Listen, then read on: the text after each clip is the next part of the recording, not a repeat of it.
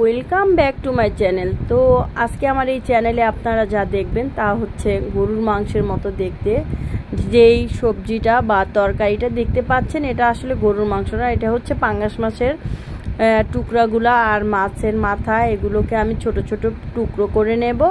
সুন্দর করে এটাকে কষিয়ে মাংসের মতো করে রান্না করব। অনেকেই অনেক রকম করে মাছ রান্না করে খায়, তো আমার মতো করে কে কে খেয়েছেন আমি জানি না। তো আমি মাংসটা মতো করে যে রান্নাটা করছি এটাই আপনাদের সাথে শেয়ার করলাম। তো দেখুন এভাবে যেই মশলাগুলো দিয়েছি সেগুলোকে আমি ডিসক্রিপশনে জানিয়ে দিব। তো দেখেন এরকম কষানো হয়ে গেলে তরকারিটা তেলের উপরে চলে আসবে। আসার পরে এই ছোট ছোট টুকরো করা মাছগুলোকে আমি আলতো হাতে আস্তে আস্তে করে দিয়ে দেব যাতে গায়ে না ছিটে।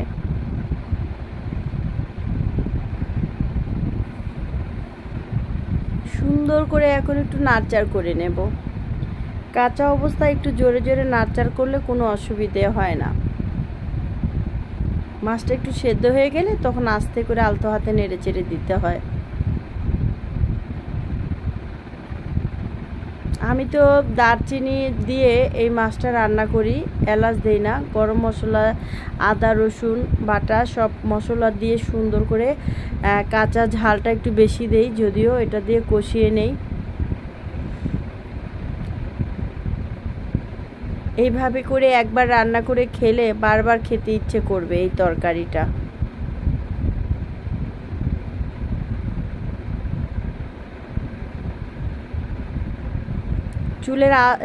চুলার আঁচটা একটু কমিয়ে দিতে হবে। অনেক সময় হয় না যে মানুষের মুখে কথা বাঁধে, আমারও দুই একটা কথা বেঁধে যায়। তো যাই হোক, চুলার আঁচটা কমিয়ে এইভাবে করে রেখে দিচ্ছি। আর পাশের একটা চুলায় আমি প্যান বসিয়েছি, তার মধ্যে তেল দিয়ে রেখেছি, বড়া ভাজবো। এই বড়াগুলো খেতে কিন্তু বেশ লাগে। এটা কিসের বড়া আমি আজকে আপনাদের না বললেও সামনে দিনে দেখাবো এর ফুল ভিডিওটা। এই বড়াগুলো খেতে খুবই টেস্টি এবং সুস্বাদু।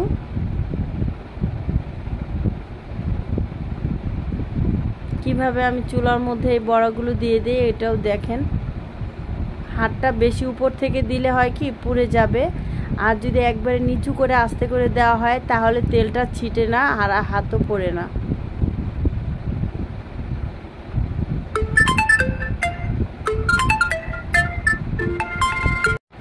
তো হুটহাট করেই দেখা যায় আমাদের বাসায়, আমরা কাজের সময় ফোনও চলে আসে, ফোনের রিংটোনও চলে আসে, কিছু করার থাকে না।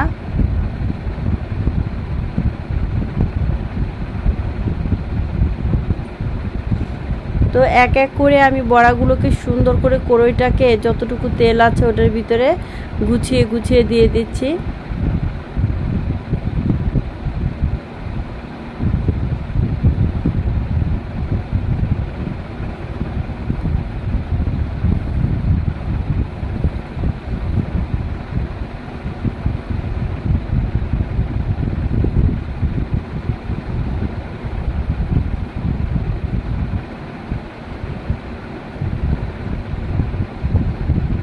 কড়াইতে কিভাবে কতটুকু আঁচ দিয়ে আমি ভাজি এটাও আপনাদের সাথে শেয়ার করলাম।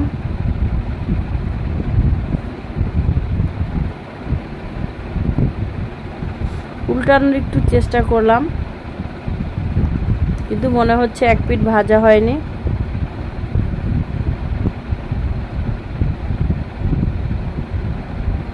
এখান দিয়ে আমি চুলায় যে মাছটা চড়িয়েছি সেটাকে ঢেকে দিয়েছিলাম যাতে ভালো করে সেদ্ধ হয়ে যায় সুন্দর করে। মাছ থেকে আরো পানি বের হবে।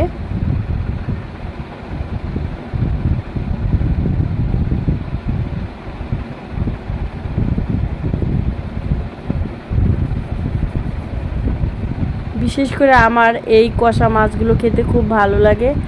এটা হচ্ছে এলাচ আমি গরম তেলের মধ্যেও দিয়েছিলাম 2 টুকরো, আর শুকনো অবস্থায়ও দিলাম।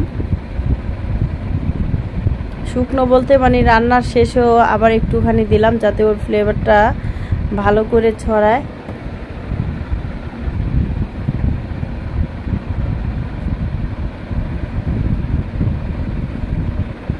এইভাবে কষানো তরকারিটাকে আমি সুন্দর করে উল্টে পাল্টে তারপরে এক পরিবেশনের জন্য চলে যাব। নুন চেখে নেব যে কেমন হয়েছে। নাড়ার কিছু টেকনিক আছে, যেটা একবারে তল থেকে সাইড থেকে দিয়ে নাড়াচাড়া করলে মাছগুলো ভেঙে যায় না।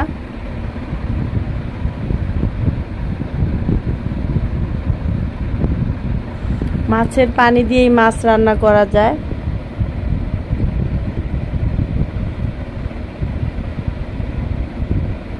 এই তো আমার মাছ রান্নাটা প্রায় শেষ হয়েছে। তো নামানোর 5 মিনিট আগে আমি এর মধ্যে কাঁচামরিচ দিয়ে একটু ঢেকে দেব, যাতে কাঁচামরিচের ফ্লেভারটা ওর মধ্যে ঢোকে। এখান দিয়ে আমার বড়াগুলো এক পিঠ হয়েছে, আর এক পিঠ হওয়ার জন্য রেডি। তো যাই হোক, দেখেন আমি পরিবেশন করে নিয়ে আসলাম। কিছু পেঁয়াজ গোল গোল করে কেটে দিয়েছি, আর 2টো কাঁচামরিচ দিয়ে রেখেছি, যে মানে আপনার স্বাদ অনুযায়ী খাবেন আর কি।